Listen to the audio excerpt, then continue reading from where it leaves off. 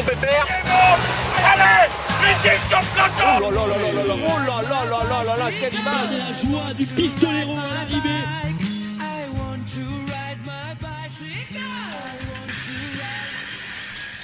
Eh bien, bienvenue dans un nouvel épisode de Chasse Patates. Bienvenue dans une nouvelle saison de Chasse Patates. Voilà, welcome 2018. Nous sommes de retour, voilà. On n'a pas fait finalement l'épisode bilan de 2017, mais bon, on revient encore plus fort pour cette année 2018, en espérant que cette fois-ci on arrive enfin à aller au bout de notre programme. Bon, premier épisode de la saison, évidemment, c'est le traditionnel, c'est la présentation, voilà, tous les transferts, tous les futures révélations, les futurs fails de la saison. On va en parler dans ce podcast, dans cet épisode. Et pour m'accompagner, bon là, j'ai pris de l'expérience. Lucas. Salut à tous. Voilà. Cyril, la paloise. Bonjour à tous. Voilà. Bonsoir. Et Alex, toujours notre envoyé spécial. Alors, t'es de quel côté maintenant? L'Écosse, c'est ça?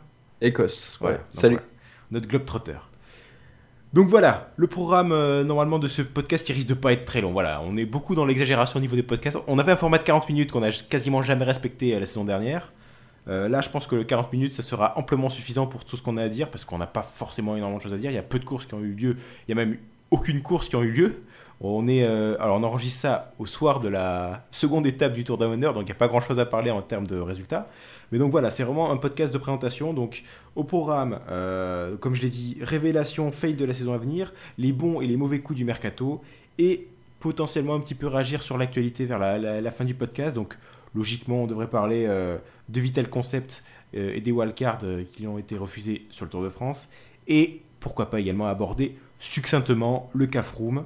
Voilà, le dopage, c'est pas forcément un truc dont on parle souvent dans le podcast. Donc bah là, en même temps, le podcast existe depuis quoi, 2-3 ans, et il n'y a pas eu d'énormes affaires avant finalement ce CAF Room depuis ces dernières années.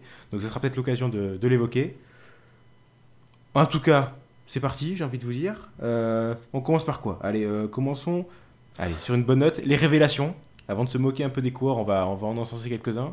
Est-ce que vous avez potentiellement des coureurs qui, vous pensez, vont franchir un palier cette année? Alors, c'est pas forcément des jeunes coureurs ou des néo-pros, ça peut être des coureurs qui sont déjà installés dans le peloton, mais qui, vous pensez, vont vraiment franchir un palier en termes de performance dans l'année à venir, dans la saison à venir. Qui veut se lancer en premier? Allez, Cyril, je vais te donner la parole en premier. Est-ce que tu as un ou deux coureurs à me donner pour cette saison 2018? Bah, je me suis fait une petite liste comme ça là, de 3 coureurs de différentes générations, entre guillemets, parce qu'ils sont tous assez jeunes quand même, que je vois bien évoluer, enfin pour progresser chacun dans leur domaine. Alors il y a un coureur de classique, entre guillemets, peut-être selon son profil qu'il avait chez les jeunes, c'est Alexander Edmondson de Orica, qui a déjà bien commencé la saison en récupérant le maillot de champion d'Australie au terme d'une belle course. Ensuite, au niveau des sprints, je pense que le sprint allemand a encore des beaux jours devant lui avec Phil Bauhaus de la Sunweb. Bon, lui qu'on a déjà vu gagner l'an dernier, je crois que c'était au Dauphiné Libéré, en juin, oui c'est ça, Dauphiné Libéré. Donc lui, parce que je vois, même si Greipel aussi a gagné hier, je le vois, oui, même si Greipel a gagné hier, je pense que c'est l'année pas de trop, mais c'est une année où il va peut-être décliner. Année, Donc, il a déjà gagné. Année de trop annoncée depuis 5 ans dans le podcast. Hein. Oui, non, mais je pense qu'il a gagné hier parce que, enfin, après moi c'est ma théorie, mais comme quoi il a peut-être pu mettre le paquet pour avoir un pic de forme assez tôt quand ses principaux adversaires ne seront pas encore au top, pour ensuite peut-être un peu commencer à décliner. Donc avec les champs passés. Oui, oui. Et donc voilà. Et ensuite, je vais prendre le coureur français, Benoît Cosnefroy de la G2R. Lui, c'est différent, il est plus jeune que les autres, un peu plus jeune. Ça sera sa première année chez les grands. Il était stagiaire, je crois, à la fin de saison dernière. Ouais, corrigez-moi. Il a gagné le Grand Prix d'Isberg. Ouais. Voilà. Et du coup, il a été champion du monde espoir. C'est un coureur dont on entend que du bien dans les milieux amateurs et jeunes. Je pense qu'à G2R, ils savent quand même ils savent faire progresser les coureurs assez rapidement, les jeunes. Ça faut contre la montre. Donc, voilà, j'ai bon espoir que ça peut être, qu'il peut déjà commencer à grappiller quelques petites victoires dès sa première saison entière chez les pros. Ouais. Voilà, ça fera ma petite liste. Ouais, Cosnefroy d'ailleurs qui, dès en étant stagiaire, comme l'a dit Lucas, a gagné quand même le Grand Prix d'Isberg et après a été champion du monde De France. Ouais. espoir, effectivement. Donc c'est vrai que... Et puis Cosnefroy... Ça se prononce Cosnefroy? Ouais, alors Je comment croyais que c'était Confroy ou un truc comme ça. Ouais. J'ai cru que c'était comme ça parce que Premier généralement le épisode S de est la saison, silencieux. on reprend les classiques, hein, les mauvaises prononciations de coureurs. On lui demandera. Hein. Exactement. Je sais pas, dans le sud-ouest, on prononce toutes les lettres. Ah, ouais, voilà. Cosnefroy, Alors, on va dire. Peut-être que chez lui, peut-être pas, mais... C'est ça. Bah après, moi, ce qui m'impressionne chez Cosnefroy, du coup, c'est que dès qu'on interviewe j'ai lu plusieurs interviews de jeunes coureurs où justement tout le monde se disait, encense Cosnefroy en disant que ça va être un futur monstre. Donc c'est vrai que pour l'instant, il a déjà montré des belles choses en étant stagiaire et surtout, en plus, ses collègues chez les jeunes ont tous l'impression que c'est un futur gros coureur qui va dominer le circuit. Donc effectivement, il y a beaucoup de choses qui plaident dans sa faveur pour cette première saison, effectivement. Mais je sais pas si vous avez bien suivi la course espoir des championnats du monde, mais la façon dont il revient sur Lennart Kamna, il y aura peut-être un de vous qui va parler de Kemna, peut-être. Il y en a peut-être un de vous qui va en parler, mais franchement, c'était hyper impressionnant de la part de Cosnefroy. Il avait une force sur le plat en plus qui était hyper intéressante. Et Baos, c'est. Baos, il va pas être réduit à faire le poisson pilote, n'empêche, pendant toute la saison. Bah, c'est-à-dire que Baos, il est chez Sunweb, et chez Sunweb, il y a quand même déjà, il y a Arndt, t'as Søren Kragh Andersen, t'as toujours Matthews, il y a quand même un petit peu de monde chez les sprints. Mais Sunweb, je pense qu'il y a la place, s'il fait il y a des la bons place résultats. dans le calendrier pour avoir Baos. Il a déjà gagné en World Tour. C'est un mec, on connaît ses qualités et honnêtement, je le vois pas tant que ça en tant que poisson pilote ou quoi. Je le vois bien prendre un peu plus les devants dans le final et accrocher encore une victoire. Hein. En fait, une victoire World Tour déjà confirmée, c'est déjà bien. Sunweb, ils ont une flopée de coureurs qui ont à peu près tous le même niveau en termes de sprint. Hein, parce qu'en fait, mais on pourrait faire la séquence que sur l'équipe Sunweb. Hein. C'est ça, parce qu'en fait, sur tous les noms que je viens de citer, j'ai pas l'impression qu'il y en a un qui est qui a l'avantage sur les autres en termes de vitesse. Hein. Tuns, il a. Ah oui, ouais. En termes de vitesse, je pensais que tu parlais en termes d'âge. J'allais dire Tuns, c'est un peu plus âgé. Mais ouais, non, ça se tient. Hein. Ouais, bon, Matthews a quand même le maillot vert qui parle en sa faveur. C'est peut-être Matthews a l'avantage sur les autres, mais derrière lui, il y a quand même une bonne flopée de mecs. Derrière lui, c'est plus homogène. Voilà, derrière lui, il y a une flopée de mecs qui peuvent prétendre à avoir le second rôle, être le second sprinter de l'équipe, effectivement, dont Baos. Matthews, à voir s'il va pas axer sa saison sur des classiques un peu plus difficiles et donc être peut-être un peu moins présent dans les sprints, même s'il fera le Tour de France en voulant garder son maillot vert, mais à côté de ça, je pense qu'il va continuer à persévérer sur l'Amstel, voire sur Liège-Bastogne-Liège. Il va faire les Flandriennes aussi, pas les deux plus grosses, mais il a annoncé qu'il allait faire le Dwars d'Orvlanderen et Kurng, je crois, ouais. Donc ils sont plus destinés aussi un peu aux sprinters, voilà. Ça reste une semi-classique belge, mais c'est plus à sa portée, je pense. Et quelque chose à dire sur Edmondson parce qu'en fait, moi, Edmondson, pour être très sincère, c'est pas forcément un nom qui me fait. Je regarde son palmarès là, j'ai du mal à voir vraiment. Il m'avait impressionné, c'était sur le Tour de Romandie l'an passé, si je me trompe pas, ou le Tour de Suisse. Non, c'était en Romandie. Non, Tour de Romandie, effectivement, il fait 2 fois 4ème et 1 fois 3ème d'étape. Ouais, c'était. En fait, il y avait surtout une étape où il était pas loin de gagner. Il avait lancé le sprint assez tôt. Donc, ouais, on avait vu qu'il était rapide. Après, c'est Cyril et les Mitchelton Scott maintenant. Ouais, je l'appelle encore Rika d'ailleurs. Non, mais tout le monde l'appelle encore Rika. Moi aussi, j'ai du mal. Ouais, ça va mettre du temps, je pense. Après, Edmondson, c'est surtout un baroudeur. Enfin, il a c'est le gros profil d'un baroudeur. Donc, peut-être un futur Thomas de Rent ou un truc comme ça. Je pense que c'est moins un gros leader. Ah oui, voilà, c'est plus puncher. Moi-même, en regardant pas mal, j'arrive pas à déterminer un vrai profil, quoi. C'est plus vraiment un bison, quoi, un passe-partout. Voilà, c'est un gazier. Ok. C'est un Avardoscas. Ouais. Un peu le même style. Ouais, qui passe mieux les bosses quand même. Hein. Ouais. C'était dans la façon de sprinter, notamment. Très bien.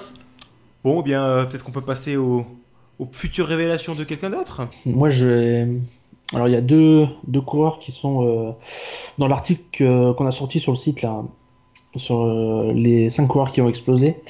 Pour moi, il y a Nils Politt, qui va avoir sa chance, l'Allemand de la Katusha, qu'on a déjà beaucoup vu sur les classiques pavés. Ouais. On l'a vu aussi sur le Tour de France l'an passé. Et avec le départ d'Alexander Kristoff, puis l'arrivée de Kittel, qui n'est pas du tout un Flandrien, je pense qu'il aura sa chance sur les courses pavées et ça peut être une des révélations. Il a que 23 ans. C'est quelqu'un qu'on a vu déjà depuis 2 ans. Il avait été remarqué sur le GP Samin, je crois que c'était en 2016. Et il y a que Tony Martin qui pourrait, parce qu'il a annoncé d'aller sur Paris-Roubaix, Tony Martin, donc il y a peut-être lui qui pourrait le gêner, entre guillemets. Mais sinon, je pense que Nils Politt, on risque de le voir à l'avant. Enfin, j'espère en tout cas, c'est un coureur que j'aime bien.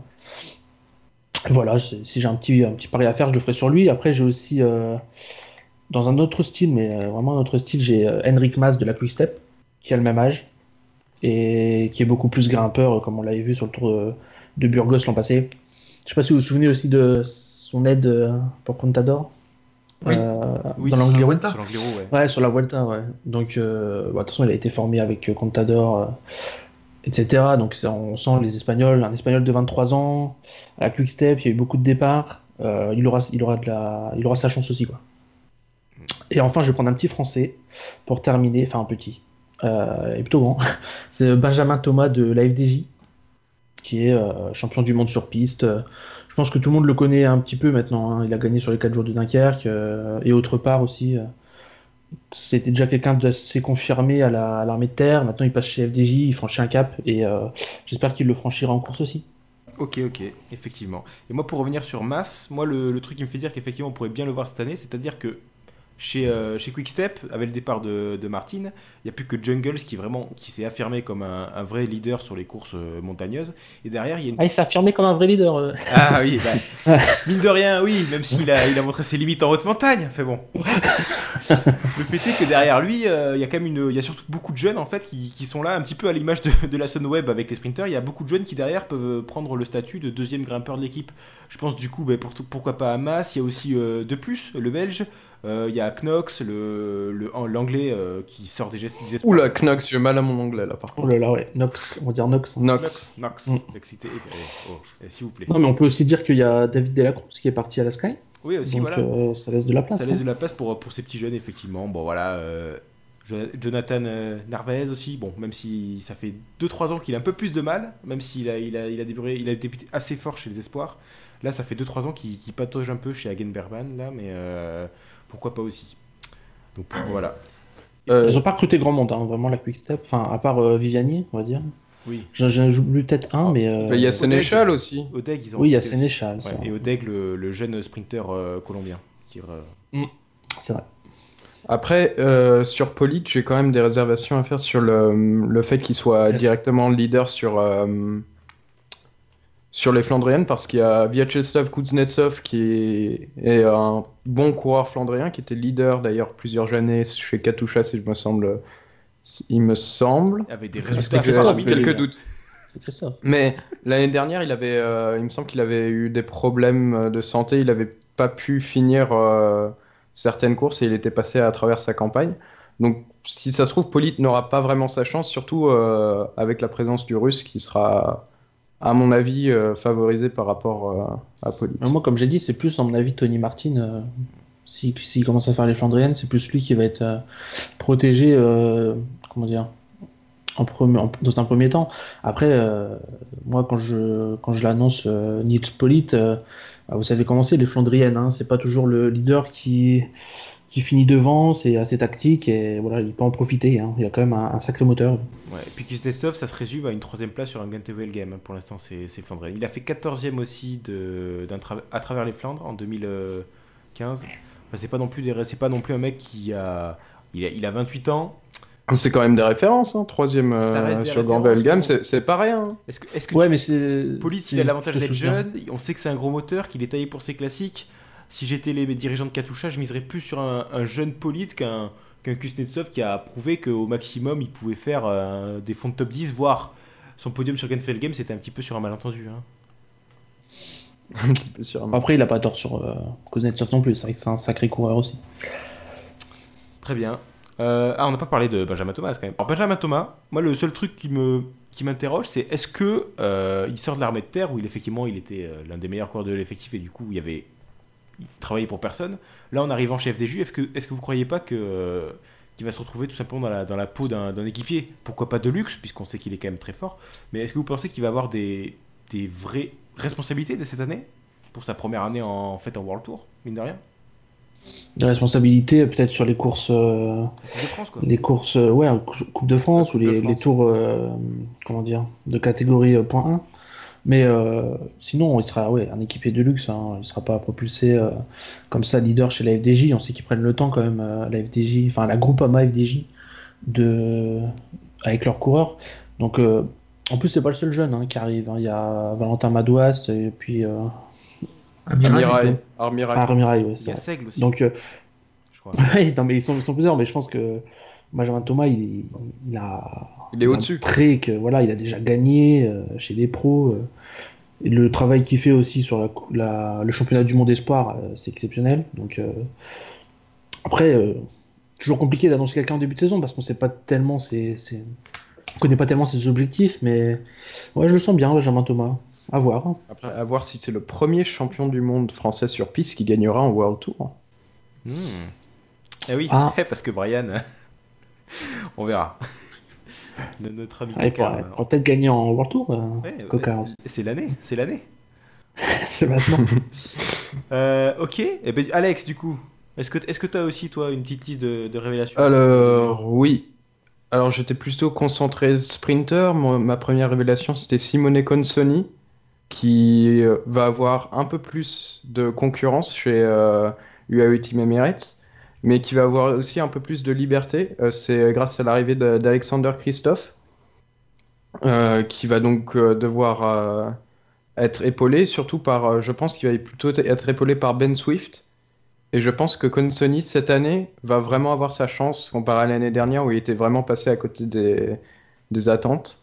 Et je pense que cette année, ça va être l'année où Consoni va vraiment éclater et va commencer à rafler des étapes autour. Alors ensuite, un peu toujours dans le même style, j'ai Søren Kragh Andersen, qui est chez Sunweb, si je ne me trompe pas. C'est Ah, ça, chez Sunweb, c'est ouais. ça, ouais. Ouais. Et donc là aussi, donc Sunweb, comme on l'avait dit, il y a une grosse densité de coureurs, de sprinters qui sont à peu près au même niveau. Je pense, n'empêche que Andersen a une meilleure pointe de vitesse que Arndt ou Bauhaus. On l'a vu sur le championnat du monde d'espoir où il emmène le sprint. Je crois que c'est lui qui est en tête du peloton, en tout cas pendant bien 500-600 mètres.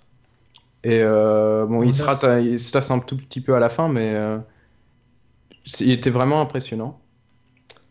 Bah, il fait 12e, alors- il fait 12e de la course, 12e des championnats du monde. Mais là, tu parlais de la course espoir, je pense que Oui, non, c'est c'était pas sur la course Kragh élite. Andersen. Sur la course élite. La course élite, pardon. Oui, Ouais. il y avait Kort Nielsen qui était parti un peu à la flamme rouge, là, qu'on avait vu débarquer avec la caméra fixe. Et lui, il avait assumé le sprint côté danois. Ouais. Et il fait 2e de Paris-Tour, hein, quelques jours après, donc grosse fin de saison. Alors Au ensuite, début j'ai aussi. 2 hors catégorie parce que c'est pas vraiment des révélations, mais ils peuvent un peu, je dirais, pas vraiment exploser, mais en tout cas, ils peuvent faire une meilleure saison que l'on attendait d'eux l'année dernière. Le premier, c'est Sondre Holstenger, qui est parti d'AG2R l'année dernière où il a été complètement transparent, à part pour un ou deux podiums par-ci par-là. Alors, il a fait Et qui une part 5e chez- place sur les boucles de la Mayenne. Voilà, c'était Voilà, sa performance donc de c'est- l'année, je crois. Voilà. Quelle déception, quand même. Ah, et là, Donc, il part chez Israel Cycling Academy où franchement la concurrence en sprint est pas énorme. Et je pense, donc du coup là ce sera vraiment sa chance pour vraiment s'affirmer comme un leader du sprint et faire clean slate de sa saison passée avec AG2R. effectivement, ouais, là, c'est clair qu'il faut redresser la barre pour lui. Hein, mais il peut faire que mieux que l'an passé, hein, c'est clair et net. D'autres coureurs ou Non, moi c'est bon, j'ai fini ma liste. Mais très bien. Bah, et pour ce qui est de Consoni et Søren Kragh Andersen, on en a parlé justement dans l'article. Et le seul coureur dont on n'a pas parlé et qui est également dans l'article, dans les 5 coureurs qui vont exploser. Attention, hein, moi j'ai En pas donné ma liste 2018. encore. Hein. Ah, c'est vrai, donc. Ah oui, non, c'est vrai qu'il a. Ouais. On va voir. Voilà. Et Consoni, moi Allez. ce que je note aussi, c'est surtout qu'il est vachement régulier. Donc c'est vraiment un bon point pour lui. Mais tu dis qu'il va gagner en World Tour, tu penses le voir gagner en World Tour, c'est quand même une sacrée marche. Parce que déjà, il faudrait qu'il gagne en Continental. Parce que Consoni, mine de rien, je crois pas qu'il a des victoires. Si, il me semble qu'il a déjà Non, gagné il en n'a pas de compte. victoire, je crois. Hein. Il n'a pas encore de victoire, hein, mais il est vachement. Il a fait une fin de saison l'année dernière où il a enchaîné les très bonnes places sur les classiques de fin de saison. Il fait notamment dans les 10 premiers du Grand Prix de Pouet, qui s'appelle la Bretagne Classique. Donc voilà, mais pourquoi pas. En tout cas, il commence bien sur le Tour Down Under. Sur la première étape, je crois qu'il est dans le top 5. Hein. Il est 5ème. C'est ça. 5ème, ouais. Effectivement. Du coup, effectivement, ma liste à moi, qui est-ce que j'ai dans la petite liste? Alors moi, j'en ai plus de 3, mais bon, c'est peut-être aussi des noms que je balance comme ça.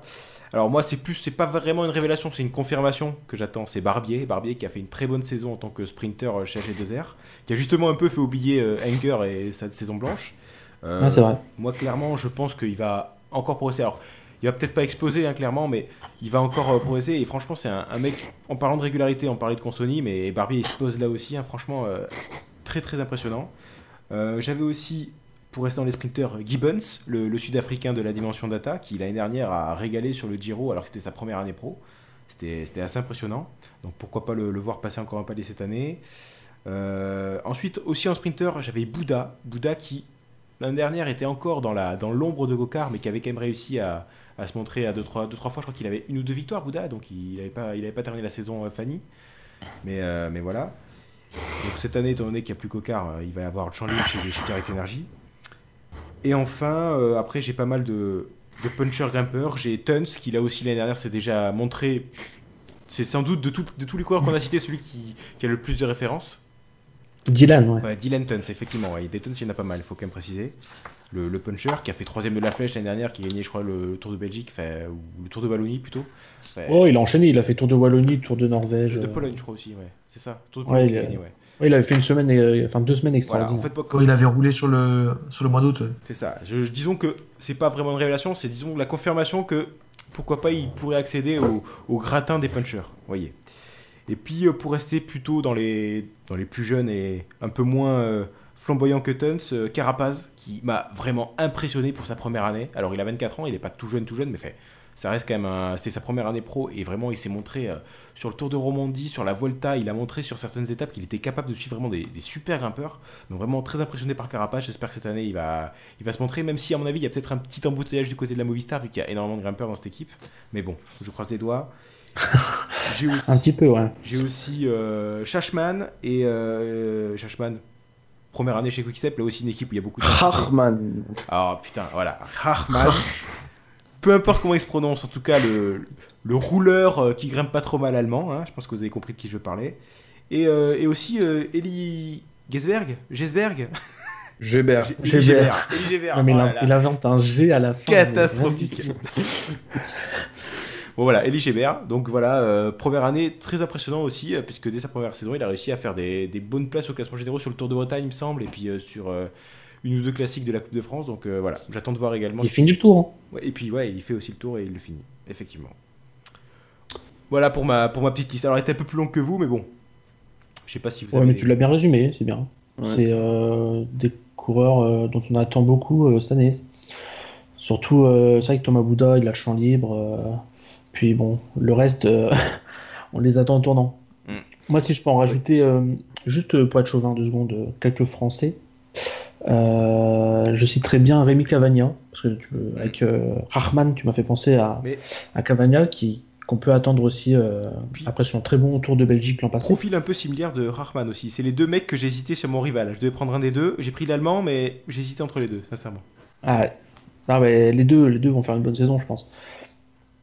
Ensuite, pour parler un petit peu, parce que je pense qu'on n'a pas encore évoqué l'équipe de Vital Concept, ils ont quand même recruté Corentin Hermenot, dont on a vu au championnat du monde, déjà il a ramené une médaille, ils n'ont pas été si nombreux que ça chez les Français. Et voilà, on attend une confirmation du potentiel qu'on a aperçu chez lui dans les catégories jeunes.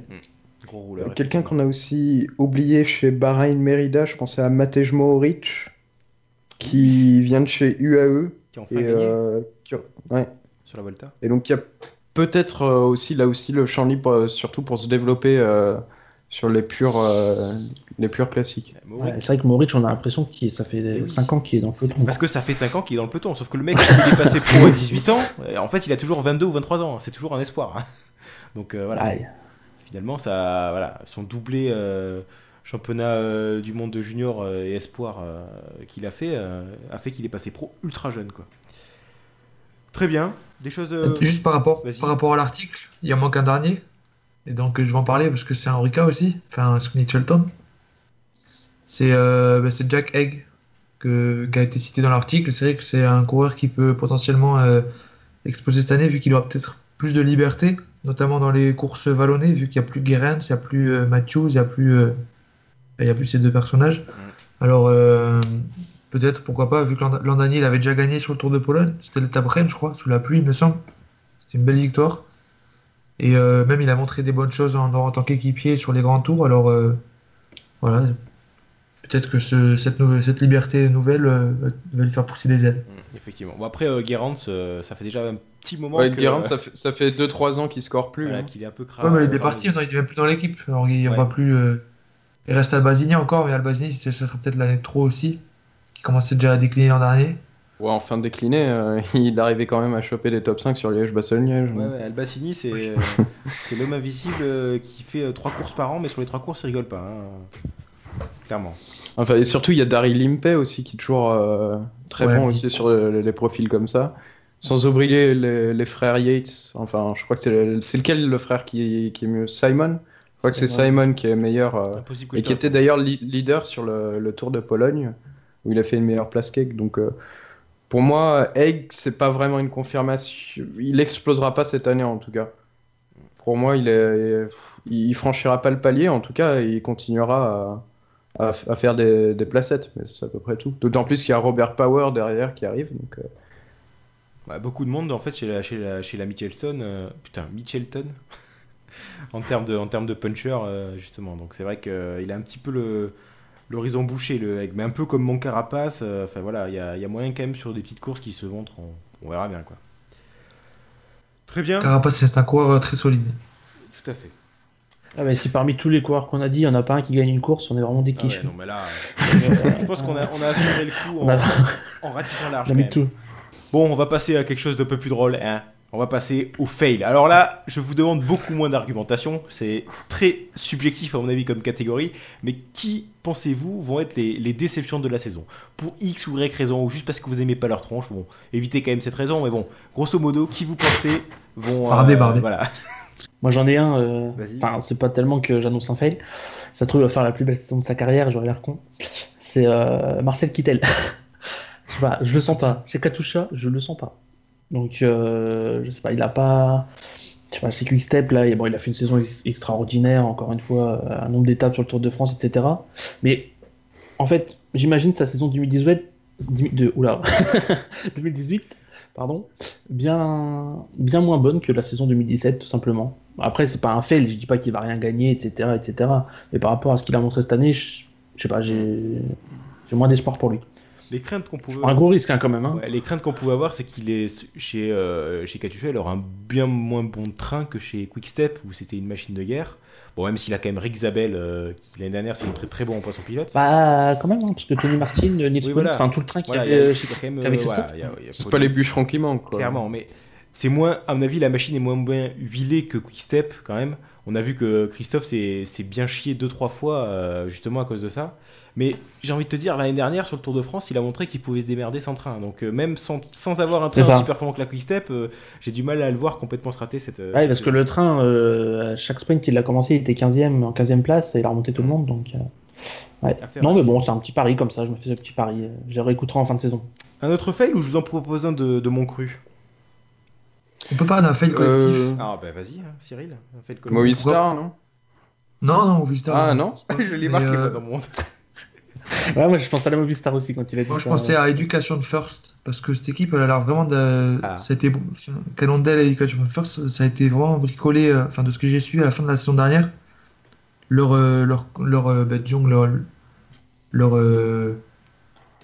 Émergence.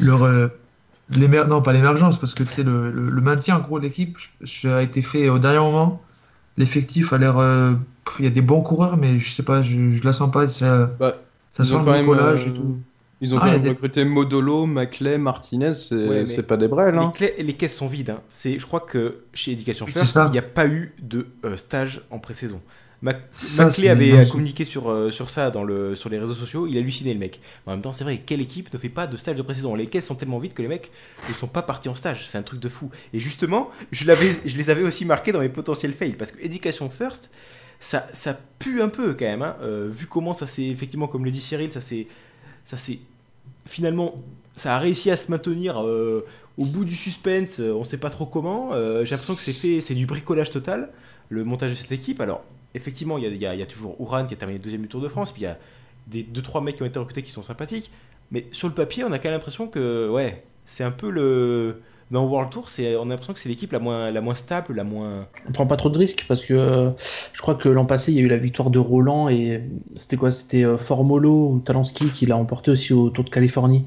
Et ça faisait 2 ans qu'ils n'avaient pas gagné en World Tour ou quelque chose comme ça. Exactement. Donc Bon, déjà, Tour de Californie, Cannondale- ça compte pas. Hein, par Oui, contre. mais justement, en plus, ils gagnent sur le Tour de Californie, donc ça reste une belle victoire, mais c'était pas non plus l'apogée de la saison, quoi. Donc, ouais, on sait que Jack Cannondale est en difficulté.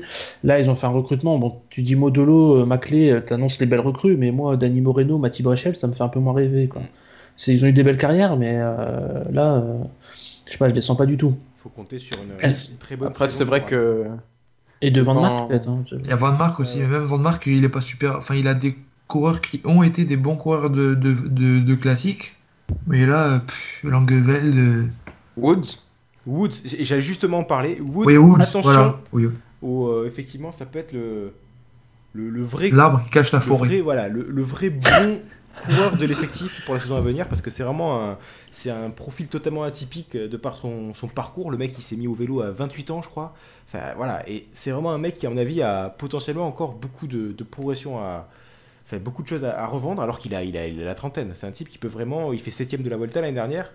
Première fois qu'il se monte sur le top 10 d'un grand tour. Donc, attention au petit Woods, effectivement. Et pourquoi pas Taylor Phoenix?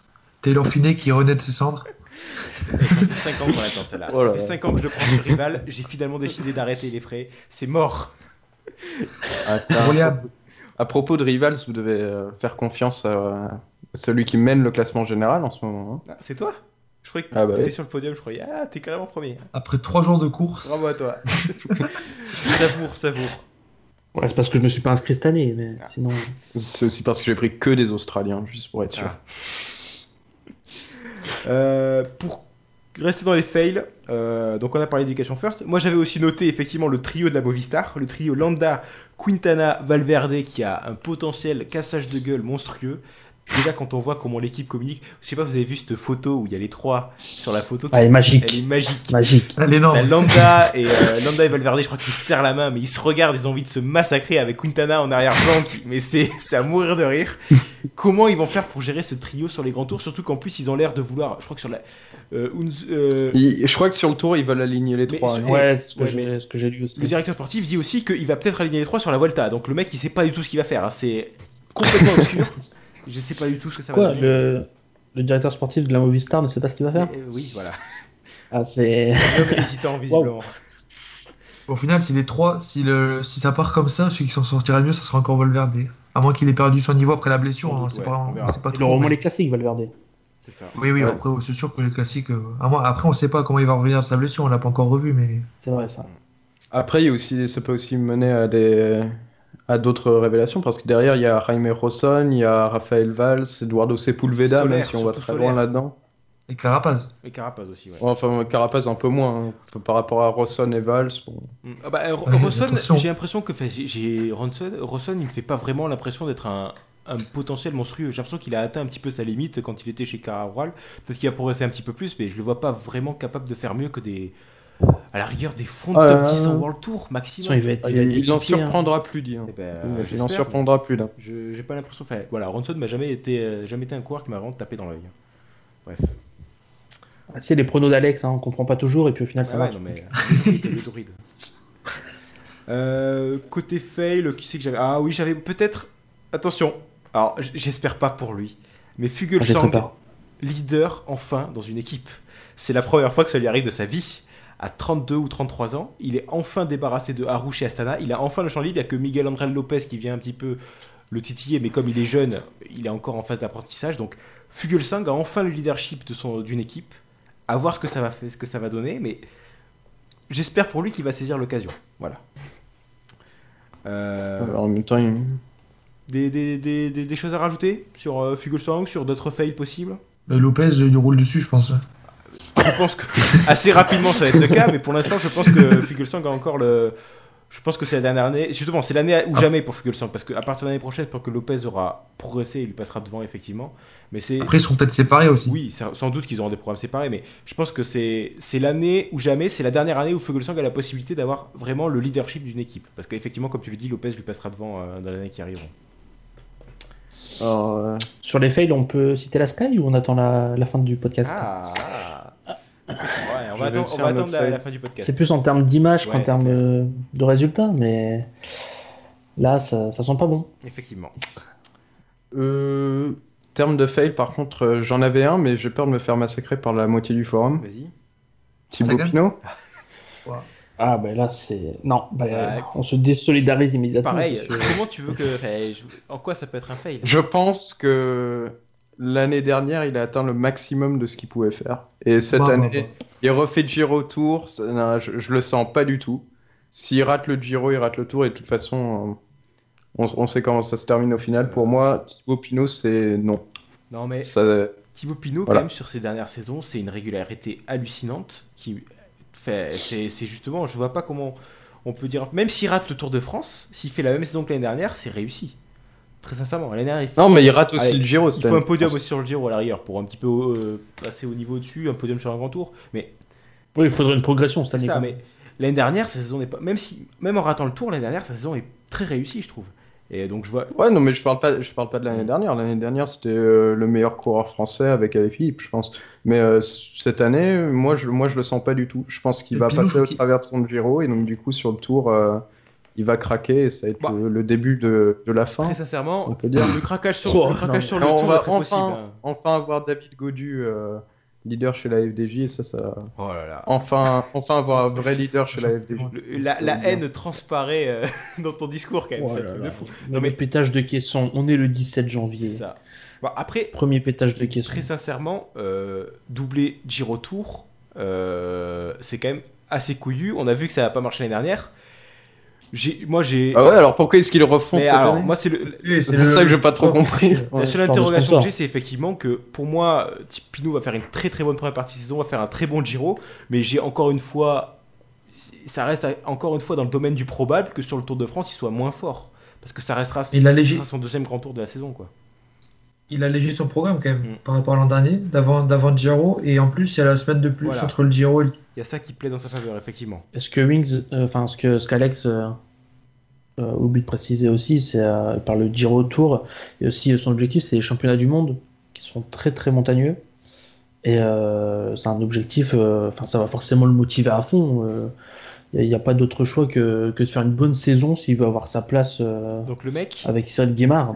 il veut faire le Giro en mai, il veut faire le Tour de France en juillet, et il veut faire les championnats du monde en septembre. Non, mais c'est sûr, il va simuler le blessure Non, mais pour là, pas il faire va- le Tour de là- France. Alors là, je veux bien qu'on me dise que Pinot est un Ah, très bon oui, coureur qui est capable d'être très régulier, mais là, vous me dites ça, moi je vois quand même un problème en termes de calendrier. Il y a que Ça va Valverde devenir qui la va faire ça. catastrophe. Non, non, Valverde, La catastrophe ne sera. Il y aura pas de. Je pense pas qu'il y aura de catastrophe, mais je pense qu'il y aura un épuisement parmi ces derniers objectifs. Je pense que les championnats du monde, à moins que justement il y ait genre un abandon sur un de ces deux autres objectifs et qu'il puisse être encore frais sur le championnat du monde, faire 3 objectifs comme ça, c'est quand même ultra lourd. À part Valverde, il y a qui peut tenir des saisons comme ça? Sincèrement. Sagan. Oui, bon voilà, Sagan. Est-ce que Pinot est à la caisse d'un Sagan ou d'un Valverde? Je pense pas lui Oh, faire un jeu non. en disant non. Mais bon. Enfin, bref. Non, mais ça Un va petit être peu bien. quand Pinot, il va être cramé après cette saison, et on va enfin avoir un vrai leader chez la FDJ. Tant de haine dans Oh son là discours, là c'est là impressionnant. là. Non, mais C'est ça va impressionnant. quand même nous Non. changer de ce. Un peu d'optimisme. Non, mais voilà. Bref. Allez, jeu optimiste. Un top 10 sur le Giro, et puis on ne voit plus la saison. Passons à autre chose, parce que visiblement, l'objectivité ne fait pas partie du Capino. Est-ce que vous avez... Je pense que les fails, on a fait le tour. J'en ai noté... Non, j'en ai noté un dernier. Moi, c'était la coupe de jeu de Sylvain Chavanel, qui déjà... C'est déjà un fail pour moi cette année, mais bon, ça reste hors cyclisme. Donc voilà, je pense que les fails, on a fait à peu près le tour. Ah là là. Est-ce que on pourrait pas passer très rapidement au bon et au mauvais coup du mercato. Voilà. Est-ce que vous avez un bon coup et un mauvais coup sur le mercato à venir? Un de chaque. On va pas non plus. Voilà. Parmi les transferts qu'il y a eu cette saison, donnez-moi votre bonne opération et ceux qui se sont fait arnaquer. Est-ce qu'il y a quelqu'un qui les a sous la main, leurs bons et mauvais coups, que je puisse leur donner la parole? Alors, je peux commencer, comme ça on me les prendra pas. Vas-y. En termes de bons coups, forcément, je pense à Barguil chez Fortunéo. Je crois que même eux ne devaient pas en rêver il y a encore quelques années. Le Breton qui signe dans l'équipe bretonne après un super Tour de France, ça leur donne accès à plein de courses World Tour. Parce que Barguil, voilà, c'est une sacrée tête d'affiche. Il a une belle équipe autour de lui. Quelques gars sûrs, quand même. Des bons rouleurs, des bons grimpeurs. Et puis il va pouvoir un petit peu s'épanouir davantage. Après, en flop, je suis désolé, je m'acharne, mais Dimension Data qui récupère Luis Mentiès. Non. Non.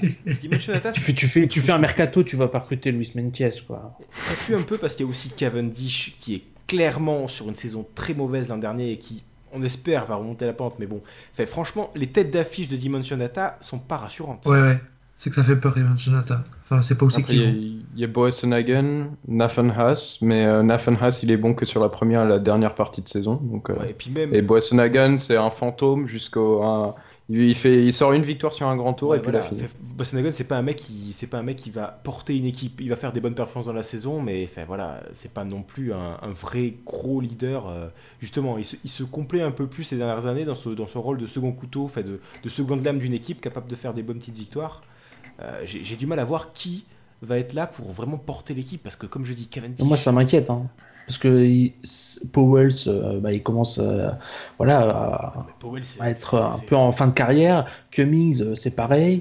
Si tu te reposes Kudus... sur Powell quand t'es en World Tour, mec, t'as quand même un problème. Non, mais il a quand même fait un top 15 sur le Tour de France il y a quoi, 2-3 ans ou quelque chose comme ça. Il a aussi gagné le Tour du Yorkshire, Wow. mais c'est tout. Et ils perdent un mec comme Omar Fraile qui était excellent l'an passé.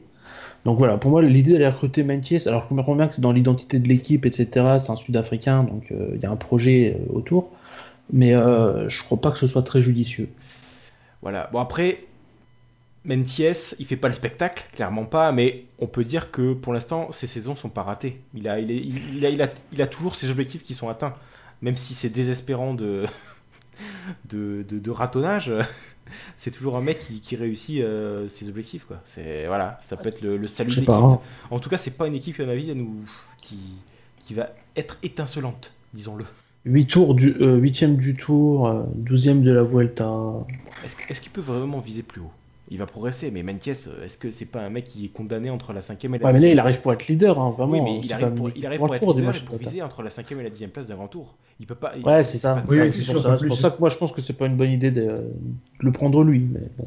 Après, ça fait aussi plus de visibilité pour la Dimension Data parce qu'on les voit pas pendant les étapes de montagne l'année dernière sur le Tour. Donc bon. Ouais, on le voit dans les échappées, quoi, c'est tout. Ouais. Enfin, bref, effectivement, Dimension Data, attention.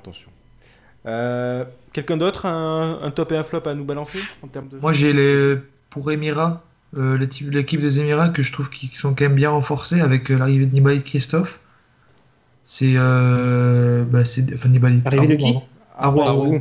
Confondre Nibali et Arou. Oh là là. Dan Martin. Nibali, d'accord. Plus Non, Dan désolé, Martin. Plus Dan Martin, donc ça fait un gros de bons renforts. Et ça paraît assez équilibré, même si la cohabitation Martin, Arou donc et Christophe au niveau des grands tours, ils vont devoir un peu jongler avec ça, mais c'est pas rien d'insurmontable à mon avis, parce que Martin, je le vois plus, je l'ai jamais vraiment vu capable de faire des énormes résultats en grand tour.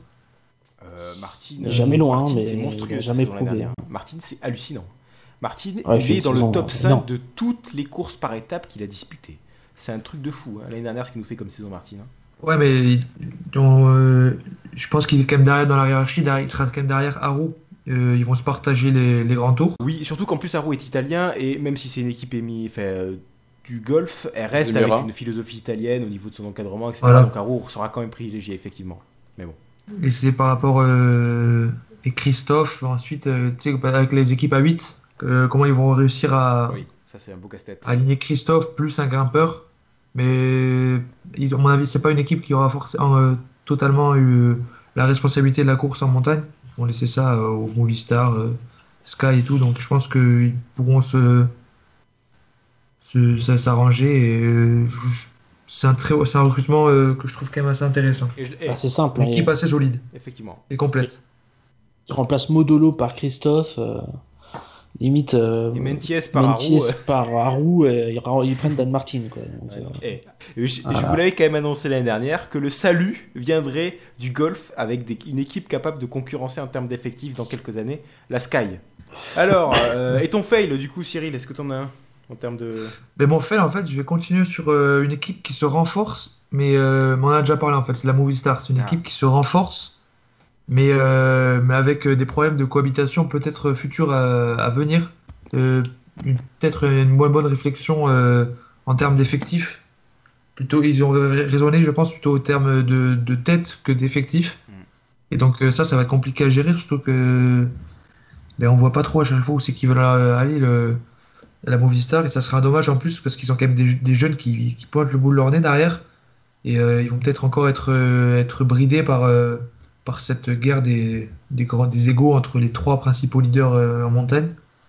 Et en plus, à côté de ça, il y a une équipe qui reste très, très axée sur la montagne et pas vraiment de... Enfin, il y a toujours des coureurs capables de briller sur d'autres terrains, mais ils sont quand même en retrait par rapport à d'autres équipes moins complets. Et enfin, une dernière remarque, c'est par rapport à un coureur en particulier, c'est Bernal qui est parti chez la Sky. Bernal, c'est un des plus gros espoirs du cyclisme. Et il part chez la Sky où il sera peut-être avec aussi Sivakov aussi. Ouais. Hein. Donc, oui, en plus. Voilà, gros donc renfort. pour la Sky, c'est bien, mais pour eux, on ne sait pas. À court terme, en tout cas, ça va être compliqué. Enfin, la Sky, on a du mal à voir comment ils gèrent les coureurs non britanniques qui font venir chez eux. Il y a... Je sais pas comment expliquer ça. C'est parce qu'après, ils ne font pas non plus régresser, mais... Il y a certains qui ont eu du mal. Hein. Oui, voilà. Magen, on l'attendait très très fort. Au final, il a stagné chez Sky. Sky l'a transformé. Et aussi Alvorsen. Hein. Sky l'a terraformé pour en devenir un mec qui fait des bas de colle, quoi. Enfin, ça fait un peu pleurer pour un mec qui est censé être un sprinter ou un classic man, quoi. Mais là, Alvorsen au sprint aussi, c'est le même problème. En plus, le pauvre, il s'est. Alors, à la rigueur, Alvorsen il est tombé sur la première course. Il est tombé sur le critérium avant le Tour d'Amateur. La People's Choice Class. C'est ça. Mais à la rigueur, Alvorsen et même Lawless, qui sont les deux sprinteurs néo-pro qui viennent de recruter la Sky, pour eux, leur cas est un peu différent parce que Viviani vient de se casser de la Sky, du coup il n'y a plus personne chez les sprints. Donc à la rigueur, même s'ils n'auront pas le soutien d'équipiers, ils pourront jouer leur carte sur les sprints. Donc il y a la possibilité quand même pour eux de s'exprimer dès cette année. Par contre, Bernal et Sivakov, eux, ils vont faire partie de la fusée Sky, ils vont être complètement réduits au rôle d'équipier, de porteur de bidon. Enfin, je vois pas comment on peut confier à Sivakov qui est néo-pro et à Bernal qui, même si c'est un énorme espoir et qu'il a seulement 20 ans et qu'il explose tous les records de précocité, en termes de World Tour, je vous rappelle que il est top 15 Tirreno Adriatico. En tout cas, c'est pas un mec qui pourra, chez la Sky, avoir de vraies responsabilités. Donc, ces deux mecs-là, Bernal et Sivakov, vont clairement être bridés cette année. Alors, je pense qu'ils vont, mine de rien, ils vont quand même progresser, mais en termes de palmarès, c'est pas dans les années Sky qu'ils vont se forger le leur. Ils vont apprendre et après ils vont faire un mode porte d'ici 2-3 ans. Ils vont quitter la Sky et ils vont être leaders potentiellement dans une autre équipe, quoi. Je vois leur parcours. Je sais pas si la Sky existera encore dans 3 ans. Peut-être. Alors voilà, effectivement, on va en reparler. Ça arrive sur la fin du podcast. Juste Alex, ton top et ton flop si t'en as un. Alors c'est des collectifs à chaque fois parce que c'est pour les équipes une équipe un mercato top, un mercato flop. Le top c'est Israel Cycling Academy qui s'est renforcé dans tous les domaines. De bons coups comme Hermans, Baragli, Enger, Avila. Donc vraiment de bons renforts qui vont leur ouvrir énormément de portes en World Tour. On l'a vu, ils ont été privilégiés à Vital Concept notamment sur les Flandriennes. Là, donc c'est plutôt bien pour eux et c'est bien aussi pour le développement du cyclisme dans le Moyen-Orient. Mais par contre, j'ai bien envie de voir ce que va donner Hermans en tant que leader, même si ça reste une équipe Continental Pro. Hermans, ça fait plusieurs années que chez BMC, il brille sur les courses de seconde zone, les courses continentales. Là, j'ai bien envie de voir ce que ça va donner en tant que leader d'une équipe. Parce que c'est vraiment un coureur que j'aime bien en plus, personnellement. Et mon flop, c'est le mercato de la Trek. Parce qu'ils perdent Cardozo qui est suspendu, ils perdent Edward Tuns qui est parti chez Sunweb, ils perdent Zubeldia bon, qui était sur le déclin et qui est parti à la retraite, et ils perdent Alberto Contador qui est parti à la retraite. On s'attendrait qu'ils perdent un gros leader qui peut faire des trucs sur les grands tours. Ils prennent Sgabou Gramae. C'est pas vraiment... Le ratio est pas vraiment bon. Ils prennent Tom Skujins, qui est pas mauvais, mais qui va faire que des échappées. Ils prennent Gianluca Brambilla, mais bon, du côté des boss, il y a déjà Pantano. Donc, franchement, la Trek, leur mercato, il est pas super. Clairement, ils ont perdu. Ils ont pris aussi Niklas Egg, le jeune danois. Mais bon, lui, il est très jeune. Il lui faut encore quelques années pour maturer et pourquoi pas faire des trucs sur les courses à l'étape, quoi.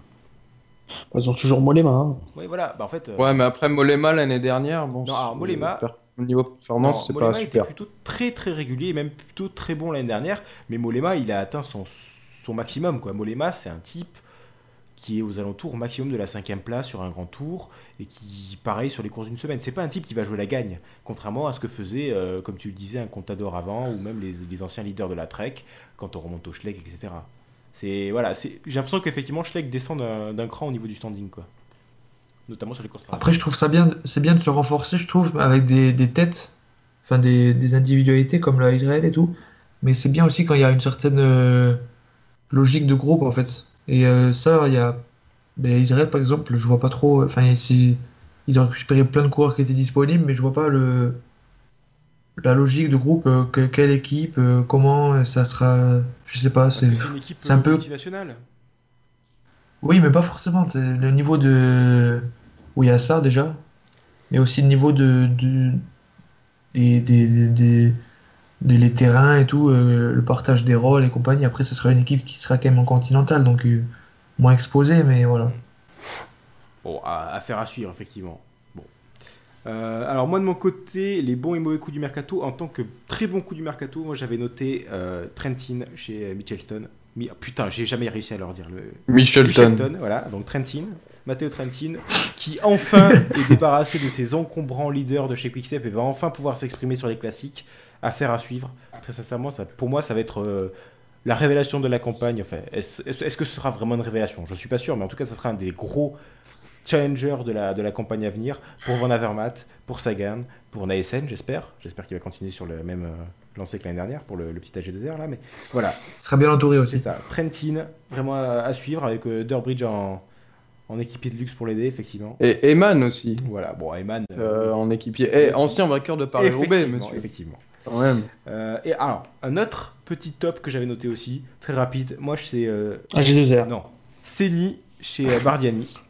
Bardiani recrute un mec capable de jouer. Bardiani, je vous le dis, Seni, il va régaler sur le calendrier italien. Voilà, je vous le dis. Ça sera à son échelle, ça sera sur le calendrier italien, sur le continental. Mais Seni, c'est un bon coureur et pour Bardiani, c'est vraiment une bonne affaire d'avoir réussi à rameuter ce mec de la BMC. Franchement, bravo à eux. Attention au contrôle, hein, quand même. Oh là là là là. Non, mais ils sont fait piéger une fois. Est-ce que du coup ils sont pas sur le Tour d'Italie obligatoirement là, ils dégagent. Non, voilà. je pense que là ça dégage. Ils foutront pas d'eux. Mais bon, voilà. Et puis voilà, après j'ai pas vraiment de fail du côté du mercato pour tout vous dire. Bon, des choses à rajouter, je pense qu'on a fait très franchement le tour. Je pensais pas que ça durait aussi longtemps, franchement, l'analyse du mercato de 2017-2018.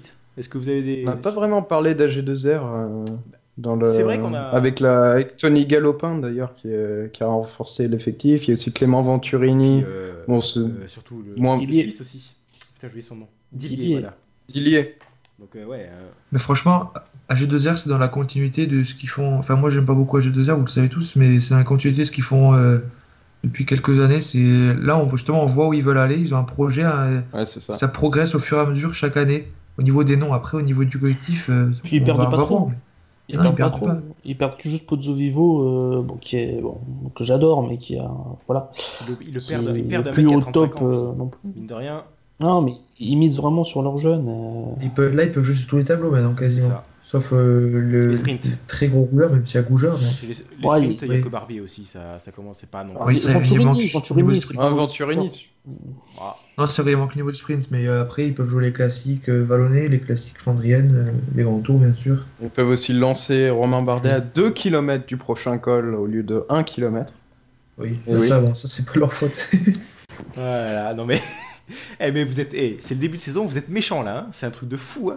Alex. Tu remarqueras que moi, je suis Non, gentil. mais Alex, c'est pas ce qu'il a bouffé avant de venir là, mais. Alex, il est contre Bardet, il est contre Pinot. Ouais, non, mais, Reste en C'est écoute, la nuit éternelle en Écosse, là. En ce moment, il doit faire jour 2 heures par jour, alors il est énervé. Sniper, on leur dit. Presque. Bon, du coup, est-ce qu'on passerait pas justement un petit peu pour terminer le podcast assez rapidement sur l'actualité, sur peut-être commencer par alors très rapidement, je pense que c'est pas le fait d'actualité qui va nous prendre le moins de temps. Vital Concept, l'annonce sélection sur le tour, très rapidement, qu'est-ce que vous en pensez? Logique, injustice, est-ce que c'était vraiment Logique. une surprise? J'ai envie de vous dire. Logique, mais trop tôt. Logique. Ah oui. Annoncé trop tôt. Parce que, évidemment, que quand on a appris la création de cette équipe, on se doutait que ça allait être compliqué. On s'imaginait peut-être avec l'arrivée de Barguil, on savait que Fortunéo c'était bon. Mais il y avait un doute quand même sur on va pas se mentir, c'est entre Direct Energy, Cofidis, même si Direct Energy on sentait bien. Entre la Cofidis et Vital Concept. Oh, Bon, franchement, finalement- moi, le doute il était entre Vital Concept et la Wanty. Parce que Cofidis, Direct Energy, ils ont leur billet, c'est sûr et certain. Et Fortunéo avec Barguil, c'est sûr et certain aussi. Pour moi, la dernière place, c'est souvent entre Fortunéo et Wanty. Bah en fait, ouais, je sais pas, enfin, on se disait, il y a peut-être une chance qu'il y ait une des trois équipes qui soit pas prise, parce que Wanty, ils ont aussi Guillaume Martin, on se dit, bon, voilà, il va refaire le Tour de France. Donc ouais, j'étais pas surpris de la décision, enfin, pas autant que l'équipe et que les coureurs. Mais par contre, j'ai pas compris ASO qui balance les wildcards avant même le début de la saison. Enfin, l'an passé, c'était quoi? C'était fin janvier, c'était déjà assez tôt par rapport à d'habitude. Là, maintenant, c'est carrément début janvier. Ils leur ont laissé aucune chance. Et en plus, ils les mettent même pas sur Paris-Nice. Bon. Mais j'ai envie de dire, est-ce que c'est... Alors, de base, il me semble que ASO, la politique, c'est de ne pas inviter sur le tour une équipe qui a été nouvellement créée quand il s'agit de Conti-Pro. Ah, peut-être. Il faut au moins une Peut-être. saison d'existence, il me semble, avant de pouvoir avoir une wildcard sur le Tour de France. Il me semble que c'était déjà arrivé par le passé, mais je ne pourrais pas dire sur quelle équipe. Mais il me semble que c'est une des, entre guillemets, des règles tacites pour les invitations du Tour de France. Mais après, moi j'ai envie de dire un truc, c'est totalement logique. Je suis totalement, justement, du fait que Vital Concept est une équipe nouvellement créée, pour moi c'était logique qu'ils n'arrivent pas sur le Tour dès cette première année. Mais par contre, je trouve que tout le monde... Enfin, si ça n'avait pas été le cas, je pense qu'il n'y avait pas photo entre Fortunéo et Wanty. Wanty a animé le Tour de France l'année dernière, mais en termes d'effectifs, Wanty reste en dessous de Vital Concept parce qu'il n'y a pas de tête d'affiche. On me vend Guillaume Martin depuis un an, mais calmez-vous, c'est quoi cette hype autour de Guillaume Martin? Guillaume Martin, c'est un type qui, oui, pour son premier Tour de France, a fait un top 20. Oui, qui fait des top 10 sur le Tour de l'Ain. Enfin, c'est juste parce qu'il est français et qu'il est philosophe qu'il y a une hype autour de lui. C'est un bon coureur qui peut progresser, je pense, mais calmons-nous. Il a gagné des courses l'an passé quand Enfin, même. ouais, il a gagné le Tour du Jura. Oui, super. Calmons-nous. Tour du Jura. Il invente te des tours quand même. Il a Je te gagné jure quoi, qu'il a gagné le Tour du Jura. Je te le garantis. Une course par étape de 2 Non, il a étapes. gagné le Tour du Gévaudan. Non, il a pas. Si, il gagne le Tour du Gévaudan, il gagne le Tour de Tour Toscane. de Toscane surtout, parce que là il y avait un certain Il y plateau. avait. Bah, il y avait C'est pas ouais, comme il y les avait- courses que Cocard joue où il gagne pas le sprint alors qu'il y a. Quand tu je sais gagnes pas, un tour devant Visconti, Nibali, Bernal, etc., bon, ça pèse quand même. Il a gagné le Tour du Gévaudan, le Tour de Toscane, une étape sur le Tour de Non, l'Ain. mais il fait un bon Tour de du France. Limousin, pardon. Et alors, où est-ce qu'il est ce Tour? Putain, où est-ce qu'il est ce Tour du Jura? Je le trouve plus. Je crois qu'il est... Le Tour du Jura, je crois que tu l'as Non, fait. le Tour du Jura, je vous garantis qu'il a gagné le Tour du Jura, mais je crois que c'est une course qui est même pas, c'est du Tu veux pas dire pas. Tu veux Oui, pas c'est une dire course le qu'il a Tour de fait chez l'Ain lui. du quoi. 2.2 je crois. Non. C'est pour ça en fait que c'est pas marqué là, que j'arrive pas à le trouver. C'est pas le tour de Non, l'Ain, non, plutôt, mais, oui. non, mais il a pas gagné le. Ah, il fait troisième. Il fait troisième du Tour du Jura. Ouais, il pardon. fait troisième. Ouais, c'est du 2.2. Derrière. J'ai une question juste. Derrière Thomas Par rapport à la attention, Cofidis. attention. Et là, il fait. Attends, Guillaume Martin, il fait aussi deuxième en Voilà, 2013. il fait troisième en 2017 derrière Thomas de Gant et Fausto Masnada. Non, De Gand. De Gant et Fausto Masnada. C'est pas pareil. Oui. Non, en Oui, français, Thomas de en Gand, belge. oui, c'est pas le même. un de ses coéquipiers. Bah, il finit quand Alors, même devant encore Pier Flamand. Paolo Ficara. Non mais voilà, non mais Martin est un bon coureur, mais très sincèrement, vous faites la comparaison Martin-Coquard, je pense qu'en termes de tête d'affiche, c'est Coquard qui gagne le bras de fer. Non. Je suis même pas sûr. Bon, d'accord, alors, permettez-moi de pas être d'accord. Je suis même pas sûr parce que Cocard ne fait pas le tour l'an passé et que Guillaume Martin fait un bon Tour de France. Non, mais Et que ça, c'est Coquard resté dans fait l'esprit d'AS. une mauvaise saison l'an dernier, ok. Mais Ouais. Coquard reste le 3e sprinter français. Loin devant le 4e qui est Barbier. Ah, c'est possible. Non, mais j'exagère peut-être quand je dis. Oh, bah même oui, pas. bon, en même temps, vu le niveau du sprint français, bon, voilà.